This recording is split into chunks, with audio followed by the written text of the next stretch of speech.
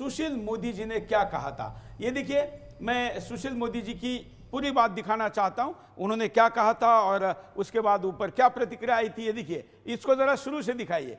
सुशील मोदी, हमने प्रातिनिधिक स्वरूप में, हमने प्रातिनिधिक तौर पर इनको बीजेपी का सिंबल लगाया है। सुशील मोदी जी ऐसा आप समझ जाइए। ये ग्राफिक में जरा दिखाता हूं कि भाजपा के राज्यसभा सांसद सुशील मोदी जी की अध्यक्षता में वाले पैनल ने कहा है कि चूंकि स्वैच्छिक आधार पर जजों की संपत्ति की घोषणा पर सुप्रीम कोर्ट के अंतिम प्रस्ताव पर अनुपालन नहीं किया गया है, इसलिए समिति सरकार को इसके लिए कानून लाने की सिफारिश करती है। सार्वजनिक पद पर आसीन और सरकारी खजाने से वेतन पाने वाले किसी भी व्यक्ति को अनिवार्य रूप से अपनी संपत्ति का वार्षिक रिटर्न दाखिल करना चाहिए।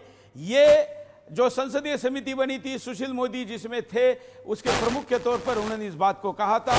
वैसे बहुत पहले ही, एक मिनट इसको रखिए, वैसे बहुत पहले ही जजों ने यह कहा था कि संपत्ति घोषित करनी चाहिए, लेकिन वो स्वैच्छिक होने के कारण उसको कंपलसरी नहीं माना गया। तो जजों ने संपत्ति घोषित करने की नियमितता नहीं रखी और इसलिए यह कहा गया कि इसको अनिवार्य रूप से किया जाए और सरकार उसको अनिवार्य रूप से करे। ये बात वहां पर कही थी। अब न्यायपालिका की तरफ से क्या कहा। सुप्रीम के फैसले का हवाला देते हुए पैनल ने कहा था कि सुप्रीम कोर्ट मानता है कि जज जनता को संसद या विधायक के रूप में चुनाव लड़ने वालों की संपत्ति जानने का अधिकार है, तो यह तर्क गलत है कि जजों को अपनी संपत्ति और देनदारियों का खुलासा करने की जरूरत नहीं है।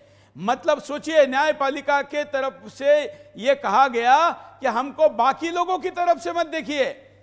अभी अभी आपने पूरे पैनल के डिस्कशन में देखा कि सभी का यह मानना है कि जज भी तो सरकारी नौकर है भाई, आपके हमारे पैसे के टैक्स पर ही तो चलते।